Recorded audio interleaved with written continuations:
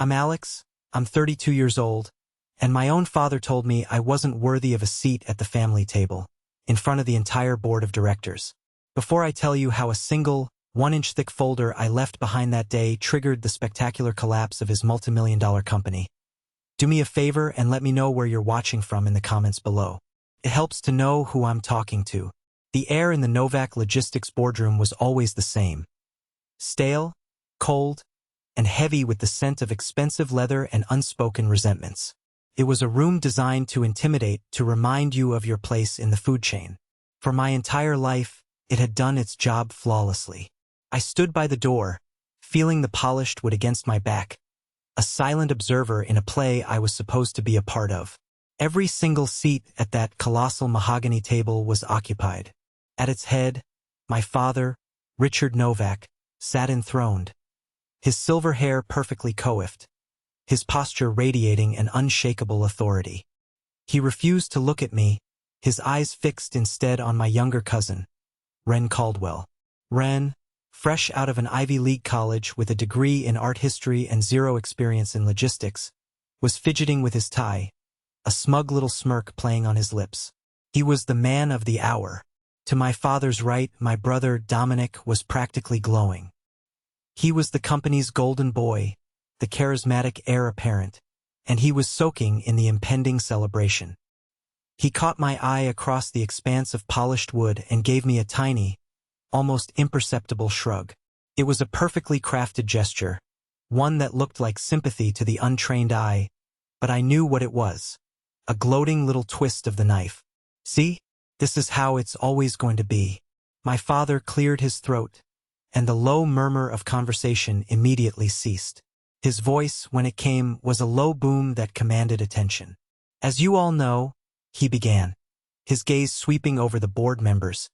We're here today to celebrate innovation, to celebrate the future of Novak Logistics. And that future, I'm proud to say, is brighter than ever, thanks to the groundbreaking new logistics framework developed by our own rising star, Ren Caldwell. A wave of polite, perfunctory applause rippled around the table. Ren puffed out his chest. Dominic beamed as if he'd personally invented the microchip. My project, my framework, the result of 6 months of 18-hour days, of weekends sacrificed, of coding until my eyes burned. The project I had passionately presented to my father, only to be told it was too academic and lacked real-world grit. I had the proof in my briefcase. Every email, every time-stamped file, every draft. But looking at the solid wall of indifferent or hostile faces, I knew it was useless. The truth had no seat at this table. My father finally deigned to look at me. His eyes were cold, not with anger, but with something far worse. Sheer indifference. He was looking at me like I was a piece of furniture that needed to be moved, an annoying logistical problem. Alex, he said, his tone final. We're about to discuss confidential financial projections based on Ren's work. You can wait outside. Dominic couldn't help himself. He leaned forward, his voice loud enough for everyone to hear, dripping with a disgusting mix of pity and contempt. Why would we waste a seat on you? That was it. That was the sound of the last thread snapping. All the years of being overlooked, of being the quiet, reliable engine in the background while Dominic was the shiny hood ornament, coalesced into a single moment of absolute, chilling clarity. The rage I expected to feel wasn't there. In its place was a profound, liberating calm. I didn't shout. I didn't argue. I pushed myself off the wall and walked toward the table, my footsteps echoing in the sudden silence. I placed my briefcase on an empty chair and looked directly at my father. You're right, I said, my voice steady and clear. You shouldn't waste a seat on me. I reached into my jacket, pulled out my employee ID badge, and placed it gently on the polished table. It slid a few inches and came to rest next to my father's Mont Blanc pen. Next to it, I placed a thick 1-inch blue folder. I won't be waiting outside, I announced to the room. I resign, effective immediately. I turned my head and looked at Dominic, then at Ren.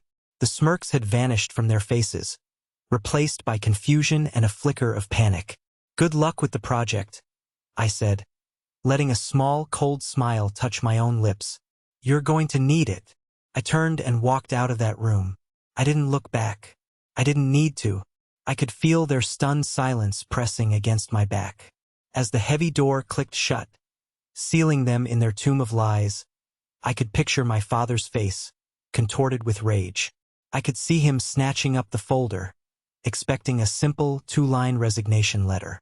But what he'd find inside was a meticulously prepared, 30-page report. It was a weapon disguised as a document, detailing every line of code I'd written, every data model I'd built, complete with sworn affidavits from IT about file creation dates and a full record of my email chains. He didn't know it yet, but I hadn't just quit my job. I had pulled the pin on a grenade and rolled it right into the center of his kingdom. To really get why I dropped that bomb in the boardroom, you have to understand it wasn't about that one project. It was the culmination of a lifetime of being treated like a function, not a son. The family playbook was written before I was born. Dominic was the star, the charismatic leader in waiting. I was the supporting character, the reliable, intelligent, and utterly invisible nerd. This script played out in every aspect of our lives. I remember one summer when I was 12. I'd spent the entire school year in an advanced math league. I made it to the state finals. The award ceremony was on a Saturday. I told my parents about it for weeks. On the morning of the ceremony, I came downstairs in my only suit. My shoes shined, my stomach a knot of nerves and excitement. My father was in the kitchen on the phone, laughing. "You got it, coach. We'll be there. The whole family." He hung up and turned to me, beaming. "Big news, Alex. Dominic's baseball team made it to the regional tournament. It's this weekend. We're all driving down to support him." I just stared at him. "But my award ceremony is today. It's the finals." He waved a dismissive hand, his good mood not even dented. "Oh, right. Well, it's just an award, son. This is a tournament. It's important for the team. For your brother." My mother chimed in from the stove. "We can't be in two places at once, honey. You understand. Family supports family." So my grandfather, a quiet man who rarely spoke, drove me 3 hours to the state capitol. I accepted my first-place medal on a massive stage, and the only person in the audience cheering for me was an old man who smelled of pipe tobacco.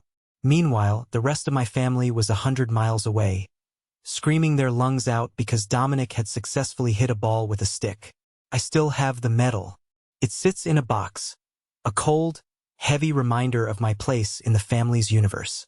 That pattern became even more pronounced when we entered the professional world of Novak Logistics. I came in armed with dual master's degrees, overflowing with ideas. One of my first assignments was to analyze client retention. I found that our top 20 clients were being handled by a team that relied on steak dinners and golf games, but their actual performance metrics were terrible. I built a comprehensive analytical suite that could predict client dissatisfaction with 90% accuracy based on delivery times, error rates, and communication logs. It was a tool that could save millions. I presented it to my father and the executive team. Before I could even finish, Dominic, who had been doodling on a legal pad, interrupted. "Dad, with all due respect, this is a little cold. Our business is built on relationships. You can't reduce a client like Mr. Henderson to a bar graph." My father nodded sagely. "Your brother has a point, Alex. It's about the human touch. This is too detached."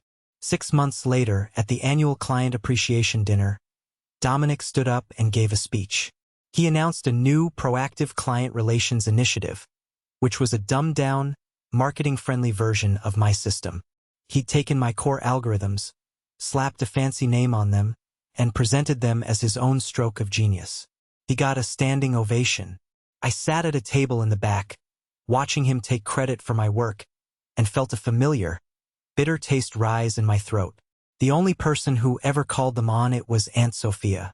She was my father's older sister, a woman who possessed all the intelligence in the family, with none of the arrogance. She was sharp, funny, and battling a sickness that was slowly stealing her strength but could never touch her spirit. One Christmas, after watching Dominic regale the family with a story about a tough negotiation he'd won, a negotiation for which I had prepared the entire 50-page briefing document. She cornered me by the fireplace. "You know, your father was the smart one, too," she said, her voice a low, conspiratorial whisper. She looked over at my father, who was laughing loudly at one of Dominic's jokes. "Our father, your grandfather, was a tyrant. He wanted a son who was a bulldog, not a poet. He used to mock Richard for reading books, called him weak. I think your father looks at you and sees the boy he was forced to kill inside himself. And he looks at Dominic and sees the boy our father always wanted." Her insight was so sharp it hurt. "Don't let them do it to you, Alex," she said, her grip on my arm surprisingly tight. "Don't let them extinguish your fire." But I was still trying to play by the rules. I still held onto a sliver of hope that logic and merit would eventually win. So, I scheduled a formal meeting with my mother. In her capacity as HR director, I thought she had to be objective. Her office was a shrine to Dominic. Photos of his sports teams, his college fraternity, even a framed article from the local paper about him winning a charity golf tournament. Tucked behind a large plant on her credenza was a single, small, framed photo of me at my MIT graduation. I laid my case out on her desk, not with emotion, but with facts. I had printouts of my performance reviews, all glowing. I had project summaries, ROI calculations, and a side-by-side comparison of my qualifications versus Dominic's. She listened with a practiced, patient expression, the one she used for disgruntled employees. When I finished, the silence stretched. She steepled her fingers, her face a mask of carefully constructed sympathy. "Alex," she began, her tone soft and reasonable. "I hear you. I truly do. And your work is technically excellent. But you have to see the bigger picture. Leadership isn't just about spreadsheets. Dominic has a natural charisma, an ability to connect with people. He inspires confidence. That's a rare quality. It's what your father and the board see as essential for the future of this company." "So, my contributions don't matter?" I asked, my voice flat. "Of course they matter," she said smoothly, the lie sliding off her tongue with ease. "You are an invaluable asset to the team, but every player has a different role.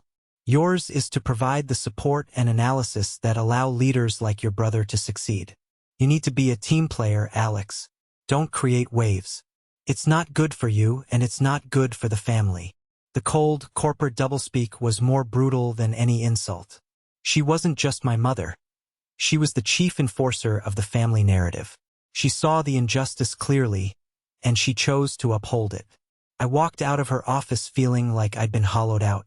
The final, devastating blow came not from my family, but from the woman I was going to make my family. Elena. We had been engaged for 6 months. I loved her. I trusted her. She was my sanctuary from the toxicity of my family. She worked in Novak's marketing department, so I thought she saw the dynamics as clearly as I did. She was the one who would rub my back when I came home late, furious and dejected after another slight. "They're fools, Alex," she would murmur. "One day they'll see what you're really worth." I was working late one Tuesday night, trying to debug a catastrophic server failure in Dominic's department. He was nowhere to be found, of course. I texted Elena that I'd be home late. Around 9:30 p.m., I finally gave up and went to look for Dominic to get an emergency sign-off. His office light was off, but the door was cracked open. I heard voices from inside. A man's low murmur and a woman's laugh. A laugh I knew as well as my own heartbeat. My own heart stopped. I pushed the door open. The scene is seared into my brain. Dominic was leaning against his desk, and Elena was standing between his legs, her hands on his shoulders, his on her waist. They were mid-laugh, their faces close together, illuminated by the glow of the city outside his window. It was intimate. It was easy. It was a world I had no part in. They saw me at the same time. They sprang apart like guilty teenagers.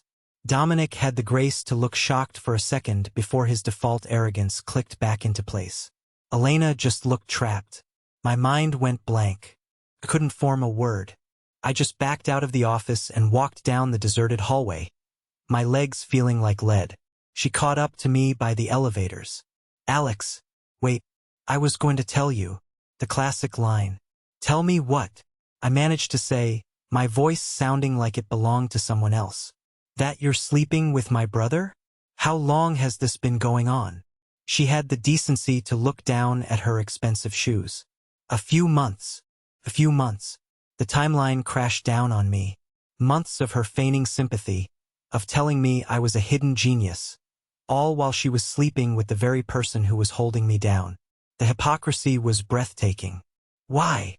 It was the only question that mattered. And for the first time, she looked me straight in the eye. There was no love there, no remorse, just a cold, hard pragmatism that chilled me to the bone. I'm sorry, Alex, she said, and her tone made it clear she was only sorry she got caught. He offered me a future, a real future. With you, I just felt so stuck. Stuck, that word again, the verdict on my life. He's on a partnership track, she continued, as if that explained everything. Your salary is fine, it's good, but you have to be realistic. He's going to be running this place one day. I have to think about my career, my life. She had done a cost-benefit analysis on our relationship.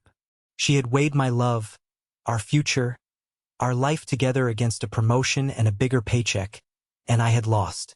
I wasn't the man she loved. I was a stock that had stopped performing. I didn't say another word. I just turned, walked out of that building, got in my car, and drove. I had no destination. I just drove until the city lights were a faint glow in my rearview mirror. I finally understood the full, devastating truth. My family hadn't just made me invisible at work. They had successfully devalued my very existence to the point where the woman who was supposed to love me saw me as nothing more than a dead-end investment. I wasn't just stuck. I was buried. And as the sun began to rise, a cold, hard thought took root in my soul. If I couldn't dig my way out, I would just have to find a way to bring the whole damn mountain down on top of them. The first week of my self-imposed exile was defined by a profound and ringing silence. I half expected an enraged phone call from my father, a summons to his office for a final, brutal dressing down. Nothing. It was as if I had simply evaporated. His silence was the ultimate statement. I was so insignificant that my departure, my act of defiance, didn't even warrant a response. But at Novak Logistics, my absence was creating a deafening roar. Sarah Chun, my loyal source on the inside, became my lifeline. She'd send me short, cryptic texts, painting a picture of escalating chaos. They can't access the primary database, one message read. Ren keeps locking everyone out. Another. A day later, Dominic just yelled at the entire ops team, said the framework is flawless and they're incompetent. 3 people are updating their resumes. The project, my magnum opus, was becoming their albatross. Without me to manage the complex integrations and troubleshoot the data pipeline, it was a beautiful car with no engine. Shipments were getting lost. A massive order for a retail giant was misrouted to a warehouse in Arizona instead of Washington State, causing a contractual penalty that cost the company 6 figures. The client was furious. Dominic's response was to throw money at the problem, offering discounts and empty apologies. Ren's response was to rewrite his PowerPoint presentation, adding more buzzwords. They were trying to put out a forest fire with a water pistol. Sarah told me about a meeting where my father, his face like a thundercloud, had slammed his fist on the boardroom table. "Get it fixed," he had roared, but he wouldn't say my name. It was as if acknowledging my role in creating it would be a greater failure than the project's collapse. Then the official response came. Not a phone call, but a thick, cream-colored envelope delivered by a grim-faced courier. It was from Schofield, Price, and Lattimore, my father's notoriously ruthless law firm. The letter inside was a masterpiece of legal intimidation. It was a formal cease and desist, full of terrifying phrases like tortious interference, breach of fiduciary duty, and misappropriation of trade secrets. They referenced my non-compete clause, a document I'd signed without a thought when I first joined the company, and spelled out in chilling detail how they would sue me into oblivion if I even thought about working in the logistics industry in North America for the next 2 years. The most audacious part was the accusation of theft. They claimed the detailed report I had left behind was a clear admission of my intent to steal intellectual property. They were twisting my act of self-defense into a weapon against me. It was a classic corporate strong-arm tactic. Bury the little guy in legal fees until he gives up. I read the letter 3 times, a cold knot of fear tightening in my gut. He wasn't just trying to erase me from the company. He was trying to erase me from my entire career. While this storm was raging, the one true anchor in my life was slipping away. Aunt Sophia's condition had worsened. The hospital became my second home. I'd sit by her bed for hours, the sterile smell of antiseptic a stark contrast to the warmth she still radiated, even as she faded. We talked about everything except the one thing that was consuming me. We talked about books, about old movies, about the funny habits of the nurses. But one afternoon, when the light outside was turning a soft gold, she looked at me, her eyes lucid and startlingly clear. "He's trying to break you, isn't he?" she said, her voice a whisper. I just nodded, unable to speak past the lump in my throat. "Don't let him," she said, her frail fingers tightening on my arm. "His father broke him. It's a poison that gets passed down. But you, Alex, you can be the antidote." She paused, taking a shallow breath. "I'm leaving you something. My inheritance. It's not enough to fight your father on his terms, but it's enough to give you a choice. To be free." She gestured to the worn, leather-bound box on her bedside table. "But this is the real gift. My journals. All of them since I was a girl." "Why?" I asked, my voice thick with emotion. "Because you need to understand the man you're fighting," she whispered. "You need to see the boy he was before his father turned him into a weapon. It won't make you forgive him. God knows I haven't. But it will stop you from becoming him. And that's the only victory that matters." She passed away peacefully in her sleep 2 days later. The funeral was a cold, sterile affair, staged with the efficiency of a corporate event. My father delivered a eulogy that sounded like he was reading a summary of a business partnership. He spoke of her loyalty to the family brand. Dominic stood beside him, looking restless, checking his watch. Margaret produced a few perfectly timed tears. I saw Elena across the lawn, holding Dominic's hand, her expression unreadable. No one looked at me. No one spoke to me.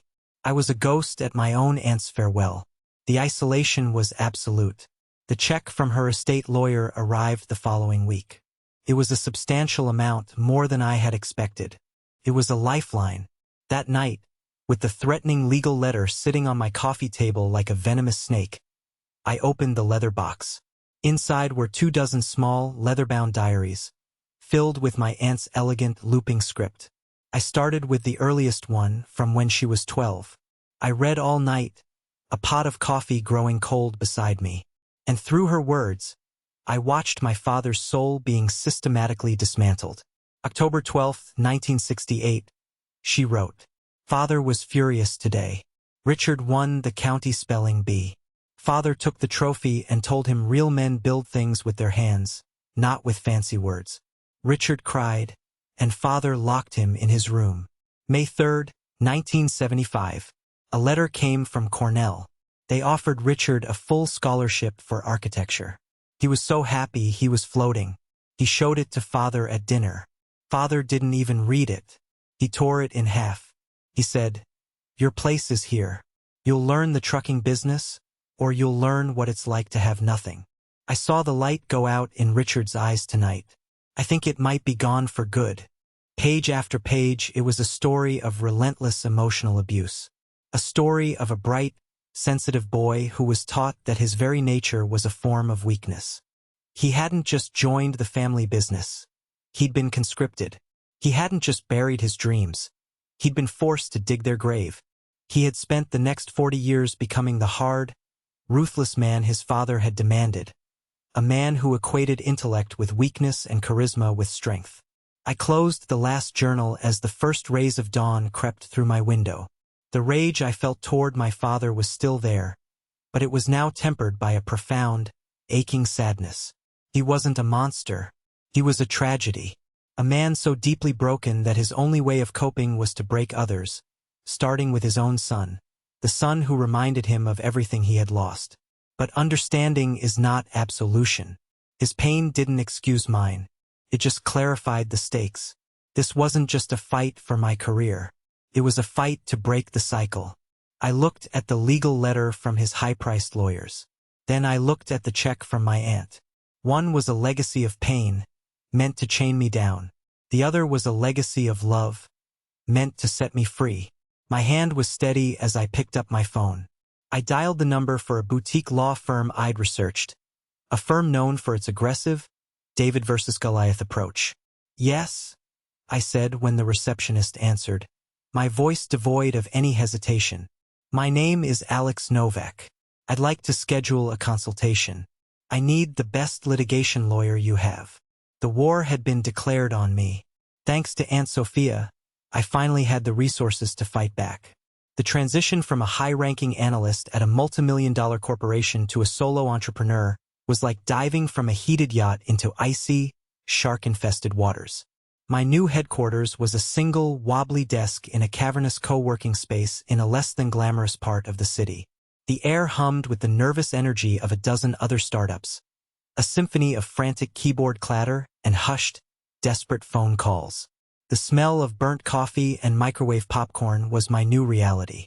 My father's lawsuit was a constant, looming threat.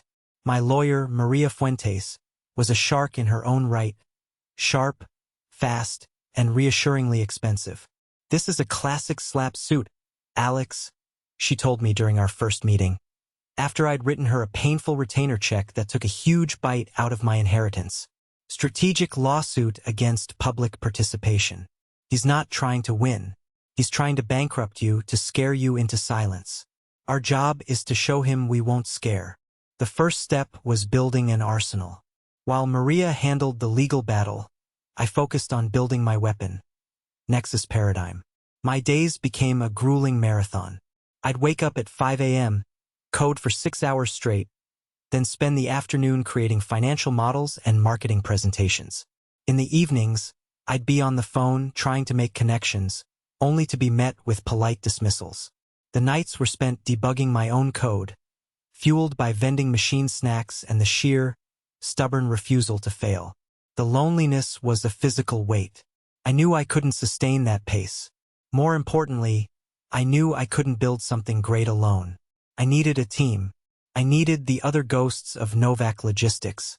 My first recruit had to be Sarah Chin. I met her at a noisy, anonymous diner halfway between her house and mine. She looked exhausted. The chaos at Novak was taking its toll on the few competent people left.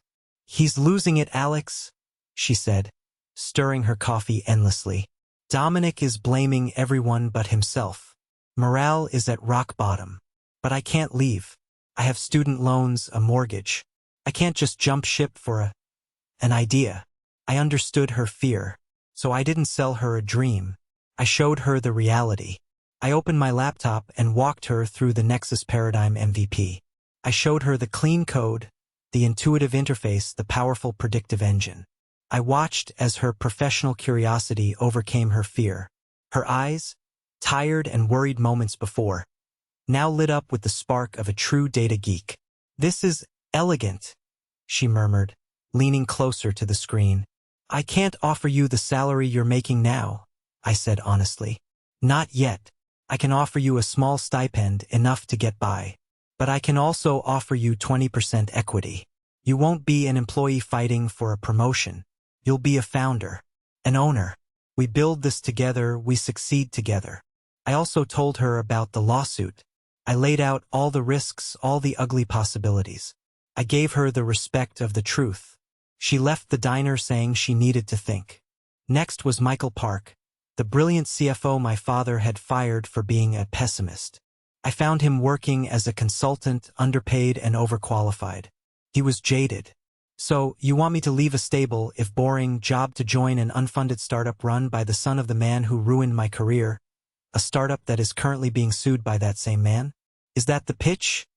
he asked, one eyebrow raised. "That's the pitch," I confirmed. I'm also offering you the chance to get back at him by building something better. And 15% equity. One by one, I made my case to the others. Tamsin Wright, the product developer. Danny Kowalski, the IT infrastructure genius they'd marginalized. Each one was a risk. Each one was scarred by their experience at Novak. A week after our diner meeting, Sarah called me. Her voice was firm. Okay, Alex, I'm in. My husband thinks I'm insane, but I just spent another day watching Dominic try to explain data analytics. I'd rather take a risk on competence. Sarah's commitment was the first crack in the dam. Michael called the next day. Fine, he grumbled. But if we go under, I'm holding you personally responsible for my therapy bills. Tamsin and Danny followed. Suddenly, I wasn't alone anymore. We were a team of 5, a tiny island of rebels, crammed into a slightly larger rented office, united by a shared history of being undervalued and a burning desire to prove our worth. With a team and a product, I knew we needed capital to survive. I managed, through a sheer stroke of luck and a persistent follow-up email, to get a meeting with Gail Iverson, the prominent VC.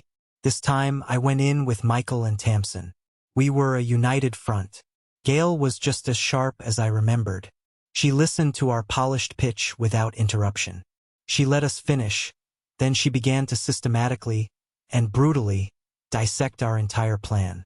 Your tech is solid, she conceded. I'll give you that. Your team is impressive. A bunch of angry, motivated experts? That's a good story. But what's your customer acquisition strategy? Being better isn't a strategy. How are you going to penetrate a market dominated by giants like, well, Novak Logistics? She pointed a pen at Michael. Your financial projections are optimistic. They rely on landing a major client within 6 months. What happens if you don't? Then she turned to me. And the biggest red flag of all, Alex, is you. You're in a legal war with your own father. That's messy. It's a distraction. And it spooks investors. What happens when he files an injunction to stop you from operating? My investment could be tied up in court for years. The meeting was a bloodbath. She was right on every point. We walked out of her sleek, minimalist office feeling like we'd gone 10 rounds with a heavyweight champion. She's not wrong, Michael said quietly as we rode the elevator down. The defeat in the air was thick. The rejection sent a shockwave of doubt through our small team. The initial adrenaline rush of rebellion began to wear off, replaced by the cold, hard reality of our situation. The inheritance money was a finite resource, and our burn rate, with 5 small salaries and Maria's mounting legal fees, was terrifying. The pressure started to create cracks. I walked in one day to find Tamsin and Michael in a heated argument over our development priorities. We need more features, Tamsin insisted. We have to be able to offer clients everything Novak does. But better. We don't have the runway for that. Michael shot back. We need to focus on a core product and get a client. Any client, before we're all living out of our cars. I had to step in, play mediator, and find a compromise, all while my own anxiety was gnawing a hole in my stomach. I was the leader. I had to be the calm center of the storm, even when I felt like I was drowning. The darkest moment came about a month after the meeting with Gail. We had pitched to a dozen smaller companies. We'd had promising conversations, but no one was willing to take a chance on us. The money was running out. Michael's 6-week prediction was now down to 3.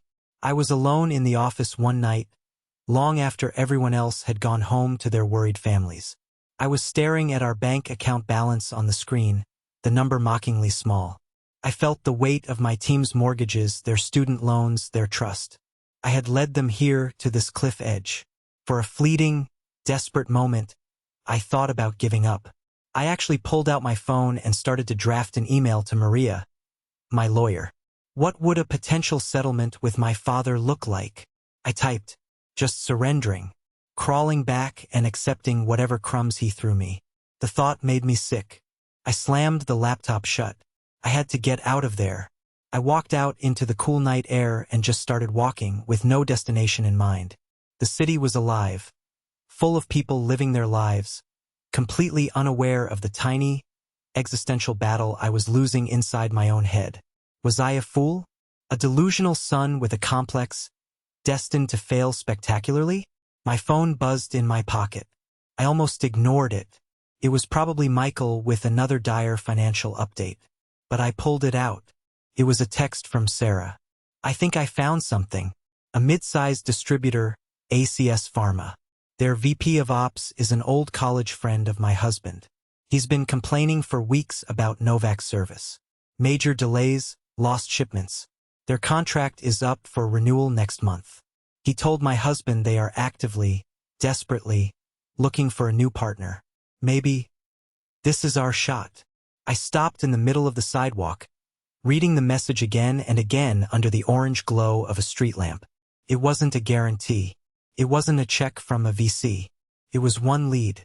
One tenuous, fragile opportunity born from a random connection. But as I stood there, the despair that had been choking me began to loosen its grip. It was replaced by a surge of adrenaline, a flicker of fierce, defiant hope. It was a long shot, but it was a shot. And after weeks of darkness, it was all I needed. We weren't dead yet.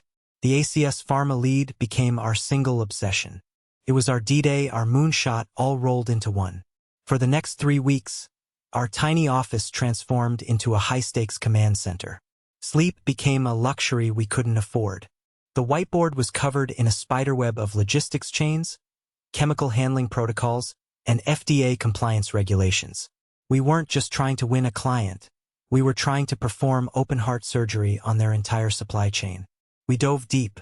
We learned that their main issue with Novak was not just delays, but temperature-controlled shipments, cold chain logistics, for sensitive biologics. A single temperature fluctuation could ruin a $1 million batch. Novak, with its one-size-fits-all approach, was failing them. This was our opening. Tamsin and Danny worked around the clock, building a specialized module for our Nexus platform. It integrated real-time temperature sensors with predictive route analytics. Our system wouldn't just track a shipment. It would flag a truck if its cooling unit deviated by a single degree and automatically reroute it to the nearest certified cold storage facility. It was a level of precision and proactivity Novak couldn't even dream of. Meanwhile, Michael built a financial model that proved our system would save them not just from lost product, but from the astronomical insurance premiums they were paying. Sarah and I worked on the presentation, tailoring every single slide to address the specific pain points her contact had mentioned. The day of the presentation, the 5 of us rode the elevator up to their executive suite. We felt like a ragtag commando unit heading into battle.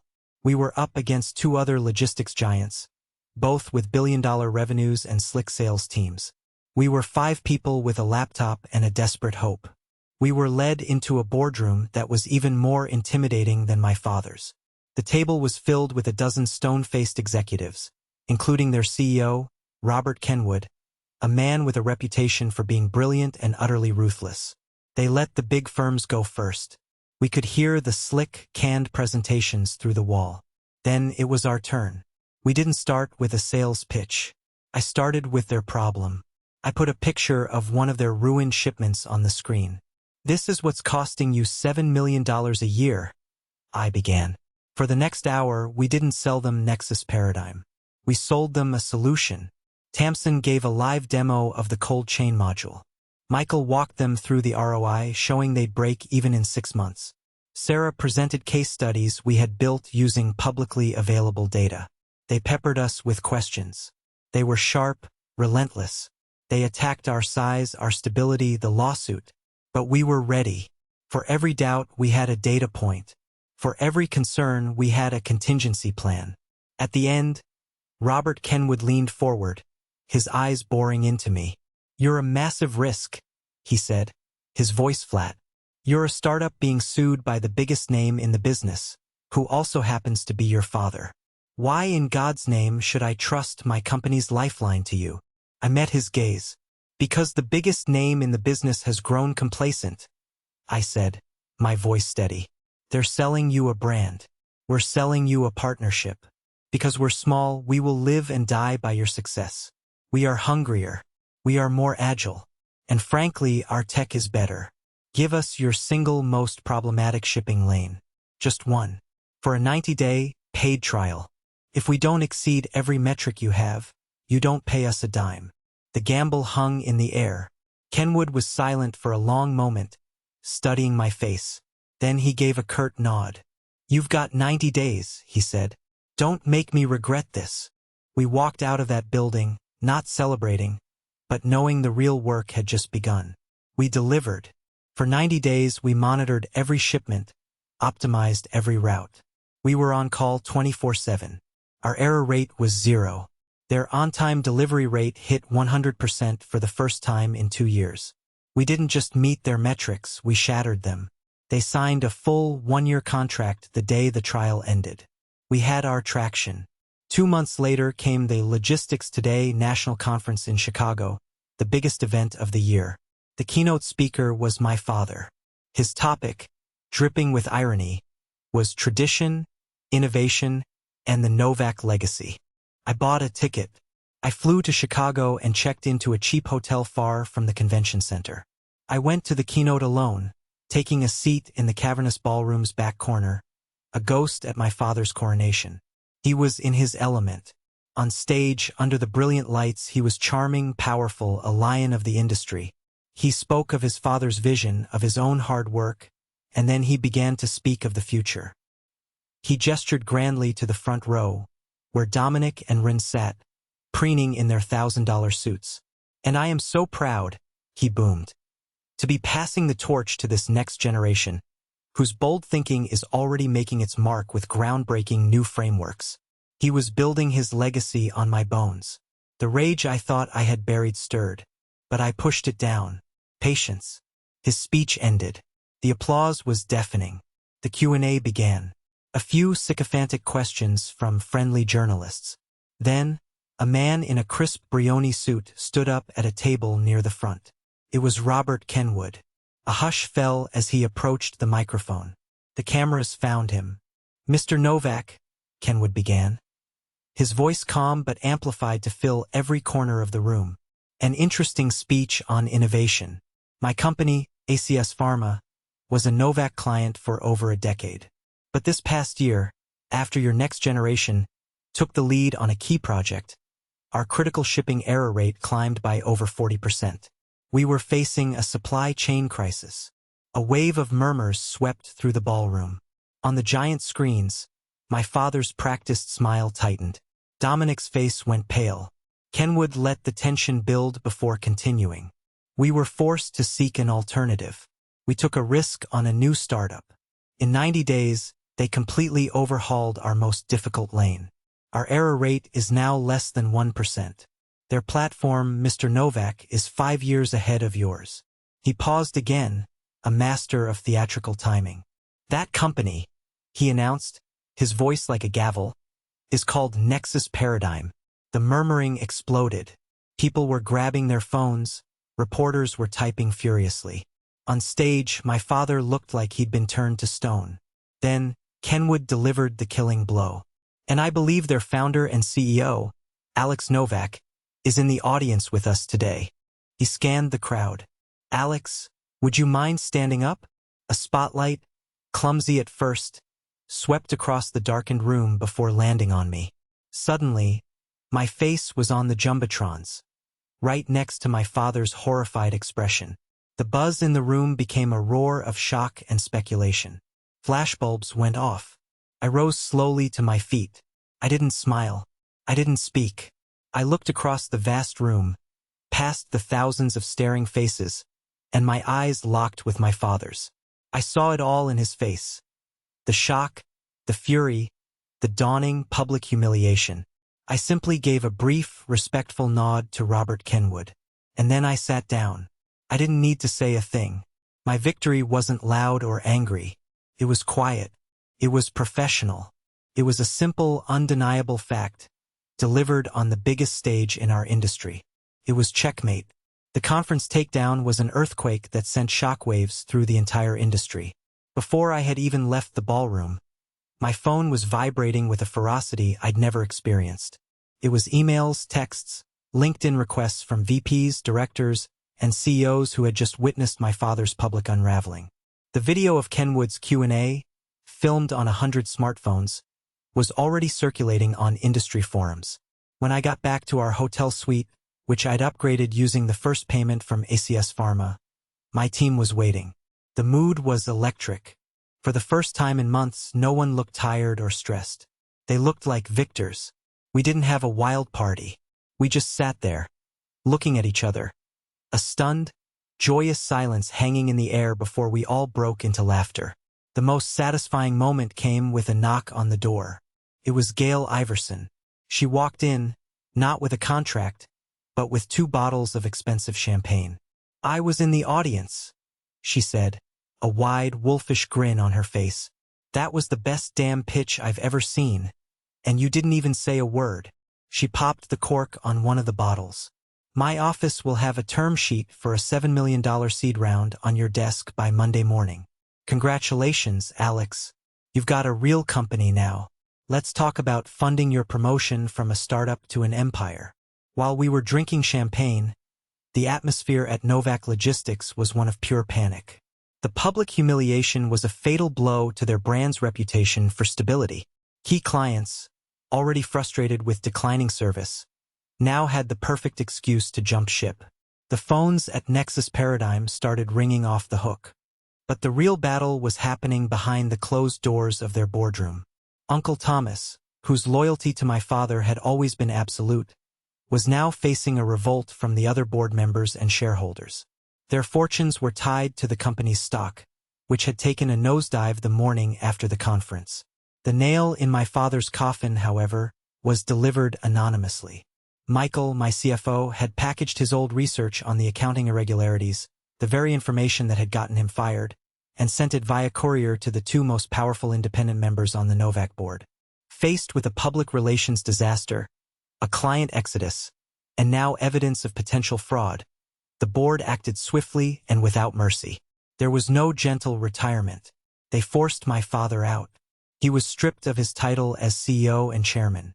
The press release was brutal in its corporate neutrality, speaking of a new strategic direction and thanking Richard Novak for his years of service. It was the corporate equivalent of being shot. A few days later, he called me. I steeled myself for a final, epic tirade. But the voice on the other end was one I'd never heard before. It was hollowed out, devoid of its usual booming authority. It was the voice of a king who had been deposed. "Alex," he said, there was no preamble. "I'll buy your company. Name your price. We merge it into Novak. You take over as CEO of the combined entity. It's the only way to save the family name." The audacity of it was breathtaking. Even now, after everything, he saw it as a transaction. He thought he could buy his way out of his failure, absorb my success, and rebrand it as his own. He was still trying to control the narrative. "The Novak name is your problem to solve, Dad," I said, my voice calm and even. "My company is Nexus Paradigm, and it is not and never will be for sale." I ended the call before he could respond. It wasn't an act of anger. It was an act of finality, a quiet closing of a door that should have been shut long ago. The last ghost to be exorcised was my mother. She called me that evening, her voice a shrill, panicked shriek. "How could you do this? After everything this family has given you? How could you humiliate your father like that?" All my life, her words had the power to make me feel small, guilty. But not anymore. "What exactly has this family given me, Mom?" I asked, my voice genuinely curious. "A job where my work was stolen? A brother who schemed against me? A father who saw me as an inconvenience? You taught me that family loyalty was a one-way street. I just finally learned how to drive." There was a stunned silence on the other end. For the first time, she had no response, no smooth corporate platitude, no guilt-laced appeal to family unity. "I have to go," I said, not waiting for a reply. "I have a company to run." I hung up, and with that final click, the last chain broke. I was no longer a son waiting for approval or a brother waiting for fairness. I was just a man who had built something of his own on his own terms, and I was just getting started. 6 months after the Chicago conference, the world looked entirely different. Nexus Paradigm had moved into a sleek, 3-floor headquarters downtown. Sunlight streamed through floor-to-ceiling windows, illuminating an open-plan office that buzzed with a collaborative energy I had only ever dreamed of. The walls were covered in whiteboards, not oil paintings of my ancestors. The culture was one of transparency and merit, the antithesis of the fear and favoritism that had defined Novak Logistics. My own life had changed in ways I hadn't anticipated. The seed funding from Gale had allowed us to scale rapidly. My salary was now a number that would have seemed fictional to me just a year ago, but I quickly learned that the money was the least rewarding part of the victory. The real reward was the freedom to build a company that reflected my own values. We instituted Failure Fridays. Once a month, the entire company would get together, and people were encouraged to talk about a mistake they had made, what they had learned from it, and how the team could avoid it in the future. There was no blame, only analysis. It was a direct response to the blame culture I'd grown up in, where mistakes were hidden until they festered into catastrophes. We celebrated ideas, no matter who they came from. My past life still sent out the occasional ripple. One morning, I got a notification on LinkedIn. It was a message from Elena. "Hi Alex. Wow. I see you're a cover story on TechCrunch. Amazing. It's been a while. I don't know if you heard, but Dominic and his wife are getting a divorce. Total mess. Anyway, I was thinking maybe I was wrong about a few things. I'd love to get coffee and catch up if you're ever free." I read the message twice. The old Alex would have felt a surge of triumphant rage. The current Alex just felt a mild, clinical pity. She was a prospector, still digging for gold, and she'd realized she'd abandoned the richest claim. I archived the message without a reply and moved on to my next meeting. She was a footnote in a chapter of my life that was now closed. A far more significant ripple arrived in the form of an official job application. The applicant was Vincent Hayes, the former VP of Novak Logistics, the man who had stood by and watched my public shaming before running after me in the parking garage. He wasn't applying for an executive role. He was applying for a position as a senior logistics manager. I brought him in for an interview myself. He looked older, tired, but also relieved. "Why do you want to work here, Vincent?" I asked him directly. He met my gaze without flinching. "For a year after you left, I tried to help your father hold things together. But it was impossible. The company wasn't just losing clients. It was rotting from the inside. The culture was toxic. All blame, no accountability. I finally realized I was loyal to a man, not to a mission. I watched what you built, Alex. I read your company's values statement. I want to be part of a mission again." I saw the genuine conviction in his eyes. He wasn't just looking for a job. He was looking for professional redemption. "You'll be reporting to Sarah Chun," I said. "She's our CEO. She's tough but fair." A smile touched his lips. "I wouldn't have it any other way," he said.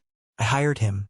His presence on our team was a silent, daily reminder that competence and integrity would always, eventually, win out over charisma and connections. Gail Iverson, now a member of our board, was in my office one afternoon. We were going over our quarterly growth charts, which looked less like charts and more like a rocket launch. "Heard the latest on your father?" she asked casually. "He tried to launch a consulting firm. It folded in 3 months. He's selling the family vacation home in Aspen." I looked out the window at the thriving city below. "It's a shame," I said, the words surprising me as they came out. He had all the resources in the world. He built a strong foundation. He just built it on the wrong things. Gail studied me for a moment. "You're not angry anymore, are you?" I considered the question. The hot, searing anger that had fueled me for so long had burned itself out. It had been replaced by a different kind of fire, a steady, creative warmth. "No," I replied. "It's hard to be angry when you're busy building." She raised her coffee mug in a toast. "To building," she said. "To building," I echoed, a feeling of deep, quiet satisfaction settling over me. The 1-year anniversary of Nexus Paradigm's official launch wasn't held in a sterile ballroom or an expensive restaurant. It was a company-wide barbecue at a sprawling state park on a perfect, sunny Saturday. The official uniform was shorts and t-shirts. The official scent was a mix of grilled burgers and sunscreen. I walked through the crowd, a bottle of water in my hand, and felt a sense of awe. This was real. This was ours. Sarah Chun, my COO and first believer, was locked in a hilariously intense game of cornhole with Michael Park. Vincent Hayes, looking 10 years younger, was at a massive grill, proudly flipping burgers for a line of hungry employees. The park was filled with the sounds of laughter, of kids shrieking with joy, of dogs barking. It was a community, not a corporation. I saw a group of our newest interns sitting at a picnic table, looking a little overwhelmed. I wandered over. There was no head table, no VIP section, just people. Having a good time? I asked. They all jumped a little, startled. One of them, a brilliant young coder from Caltech named Maya, was nervously clutching a company-issued tablet. "Mr. Novak," she said, her eyes wide. "Yes, it's great. Thank you." "It's Alex," I said, sitting down on the bench across from her. "What have you got there? Still working on a Saturday?" She blushed. "Oh no, it's just, I had an idea for a small optimization to the mobile UI for our drivers. It's probably nothing, but I just mocked it up." I saw the hesitation in her eyes, the same fear of being dismissed that I had lived with for years. "It's never nothing, Maya," I said, leaning forward with genuine interest. "An idea is the most valuable thing we have here. Show me." Her face lit up as she began to enthusiastically walk me through her mock-ups, her nervousness melting away into passionate explanation. I looked around at the scene, at the families, the laughter, the easy camaraderie. I thought of the cold, silent boardroom I had left behind. I thought of my father, alone with his crumbling legacy. A single, clear thought settled in my mind, a final piece of a puzzle I'd been solving my whole life. They say it's hard to escape your father's shadow. They're wrong. You don't escape it. You just plant a new tree, one with stronger roots, and you grow it tall enough to cast a shadow of your own. A shadow where things can grow. Thank you for listening to my story. I hope it resonated with you in some way. Have you ever been in a situation where you had to fight to prove your own worth? Share your story in the comments below, and don't forget to like and subscribe so you don't miss what's next.